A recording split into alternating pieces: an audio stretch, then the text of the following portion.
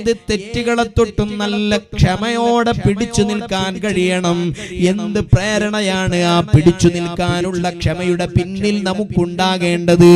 അല്ലാഹുവിന്റെ നോട്ടമാണ്, അല്ലാഹുവിന്റെ കാവലാണ്, അല്ലാഹു സുബ്ഹാനഹു വ തആലയുടെ പ്രതിഫലമാണ്. പരിശുദ്ധ ഖുർആനിൽ തന്നെ പറയുന്നുണ്ടല്ലോ, വറാവദതുഹുല്ലതി ഹുവ ഫീ ബൈതിഹാ അൻ നഫ്സിഹി വഗല്ലഖത്തിൽ അബ്വാബ വഖാലത് ഹൈതലക് ഖാല മആദല്ലാഹ്